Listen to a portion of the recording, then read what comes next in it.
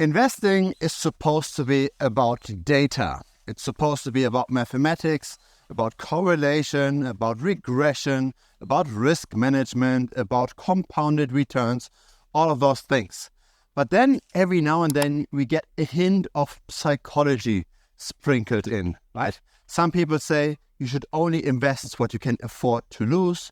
You should invest according to your risk tolerance. But what on earth does this mean, right? What is risk tolerance, where we simply just want to make maximum returns while minimizing our risk? How aggressively should we invest if we've got high risk tolerance? Should we go with half of our wealth into meme coins? Well, how should we invest if we have low risk tolerance? Should we be 80% in bonds? It all doesn't make a lot of sense, right? What is very high risk tolerance? What is very low risk tolerance? How do we suddenly put this psychological aspect into our investment strategy? Now, instead of doing this esoteric thing, instead of looking at psychology, I think we can look at risk tolerance relative to how much wealth we have in comparison to our income. In other words, if you've got a lot of wealth relative to income, if you've got decades of wealth, say 30, 40 years of income in wealth, then you can afford to take more risks, right? Because then if you go, say, from 50 years of income to 40 years of income, it will have pretty much zero impact on your life. However, if you've only got, say, half a month of income saved up, then you cannot afford to lose a lot of that money, because then you cannot pay the next bill, right? Then you can't pay the electricity bill, you can't buy food, you can't pay rent, and so your risk tolerance should be lower. So there is a connection between how much wealth one has relative to income and risk tolerance.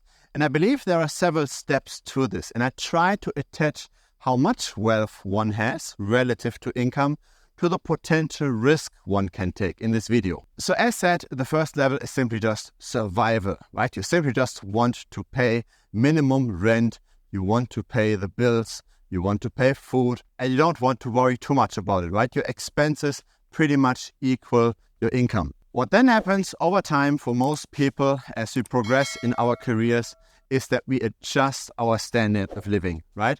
So we're still somewhat in survival mode, but we do have a bit of a buffer in terms of that we could cut down on certain luxury expenses and we could save some money if we wanted to. But usually what happens is income rises, expenses rise because we reward ourselves for our hard labor, and saving is somewhat of a second priority. And so what happens as our income continues to increase? Right? I work with the assumption that it does increase over time because our career progresses, right? We tend to get more skilled, we tend to change jobs, etc. So over the years, at least, our income should be increasing. So what happens then? Some people, they simply spend it on continued luxury items, right? They keep up with the Joneses and they buy, say, the next luxury car. The other scenario, and this is what most people do, the other scenario is that we tend to get some kind of a setback. So what's that setback? It could be having to accept a job offer that paid less than the one we had before. It could be being unemployed for several months, right? We suddenly feel that income is not 100% stable, that there's some insecurity in all of this. And out of that rises usually the desire to have some money saved up, to be okay to be unemployed for a month or two, to be okay to potentially say no to the boss if we don't like the boss, right? So we tend to start saving. This is normally what happens, and this is what I believe is the next stage. So first we are in survival, then we increase our living standard, then we increase our security that we have, as in our safety buffer. And what happens afterwards, as we start investing that safety buffer, what happens then is that we get a sweet, sweet taste of that passive income, right? We can invest some money and we get more money in return back. Maybe we bought a down payment for a house that we rent out. Maybe we've got now a stock portfolio that pays us some nice dividends. We suddenly feel how we can actually get more money by owning money. And this is where the journey actually starts. Because let's say previously we saved just for the sake of feeling safe, right? We are saving money, maybe 2, 3, 4 months of our income to be safe from unemployment. And once we go beyond this, right, once we are, say, at 6 months or at 9 months or at 12 months, it doesn't really add that much more security, because it's very unlikely, at least in most occupations, that we're going to have zero income for a very prolonged period of time. So after a few months, we are usually fine on the security front, on the emergency fund front. And so when we continue saving, that additional money needs to have this new purpose of generating passive income. And this is actually where things become pretty hard.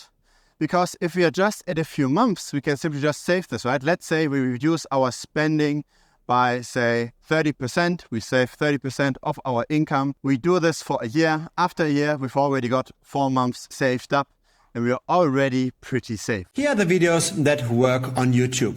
XRP will be $12,000 guaranteed, or an AI explosion, top 3 cryptos to buy in November.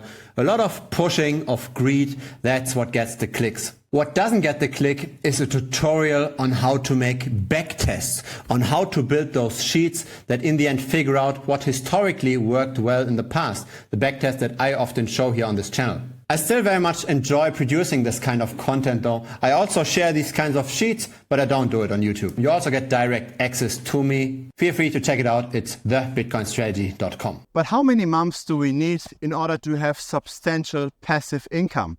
We need a lot. So there is the 5% rule, right? That you can withdraw 5% of your overall wealth in order to retire early, in order not to have to work anymore. So a 5% rule, what does it translate into? 20 years saved up. So this is now a jump, not just from a few months, but it's from, say, half a year to 20 years until we can 100% retire. This channel talks to the people that have at least 6 months saved up and they want to get to the 20 years. Now, very active trading, right? Very active speculation might not even be worth it when we are at the 6-month mark. Because we have to think about this in terms of opportunity costs, right? When we sell our time, then we get a certain US dollar amount for that time. When we take that time instead to try to beat the market in order to make maybe 10% or 20% alpha on top of just holding the benchmark, if that's our alternative path, then we need to have a lot of capital to leverage on, right? So we either leverage our time, we either sell our time, or we leverage our capital. But if we don't have enough capital yet, then trying to leverage that capital might not be worthwhile. So let's say we are at the 6-month mark, and let's say we are very, very good at our beating the market game, and we make 20% alpha on top of just the market. This is, by the way, what Warren Buffett did in his early years, right? 20% over the S&P 500. It wasn't that much. So let's say we achieve this with our 6-month portfolio. What do we get after 1 year? We get an additional 1.2 months. But if you had taken that time instead and you put this into another side hustle, or you say you refined your skills a bit more and you swapped jobs one more time and you got a raise of 10%, you would have achieved the exact same outcome in US dollars without all the risk. And so here's where I believe the major milestones are. The first milestone is at the 2-year mark. Once we've got wealth equaling to 2 years of our income, then it makes sense to treat investing as a side job. Because let's say we've got our 24 months, right? We get 20% alpha on top of that, which again is a pretty high estimate. But let's go with that, right? Let's try to adopt this whole investing game as early as possible. We'd get 5 extra months of income, right? We get 4.8 months of extra income per year by getting 20% alpha by trading with our 2 years portfolio. The second switch where we can actually make this full-time is once we are at the 5-year mark. So when we are at 5 years or 60 months, we do 20% of that in terms of alpha. We get our whole entire income, right? 12 months of income just from speculating, just from investing. Right? So 5 years is the cut-off point where we can turn this whole investing game into something serious. 20 years, again, was the cut-off for retiring, right? Because once we invest this just very passively, we get our 5% real return over the years, then we can retire. So the move from 5 years to 20 years is where we are potentially turning a full-time investment job into then, in the end, retirement. So this is, I believe, where the different steps are, right? At the beginning, we've got nothing. Then we want to adjust our lifestyle. Once we are there, then we start saving. Once we are at 3, 4, 5 months of saved up money, then we feel safer, as in we have our emergency fund, and even if we get unemployed, we are not too worried for a short period of time. Then we go into the 2-year mark. Once we are there, we can treat investing and trading as a side hustle. Once we are at the 5-year mark, we can, if we want to, turn this into a full-time job until we are at the 20-year mark, where we can be retired. Once we are at the 20-year mark, I'm, by the way, not there yet, but once we are there, we can afford way more risk, right? Then gambling on a meme coin for a few $1,000s really doesn't matter that much. But doing that once we are just at a few months doesn't really make much sense, right? It's way smarter to simply have another side hustle, or to simply focus on the job to get the next promotion, or to jump to a better paying job, etc., right? So leveraging the time is way more important if our wealth is still very small. Leveraging the capital that we have becomes more and more important as we have more, right? If we have 13, 14 years of income saved up and we just keep this in cash, right, then we're losing the exact same amount of purchasing power due to monetary expansion every year, 6.8%, that we're also making from our regular job. So the topic of investing, the topic of trading becomes more and more important as we get more and more wealth. And it should really be treated as a hobby when we don't yet have that much money, right? We shouldn't bet all of our wealth on a single meme coin hoping to win the lottery. This is not very wise, in my opinion. So invest according to your risk tolerance simply means invest according to your wealth. If you've got a lot, feel free to gamble with the meme coins.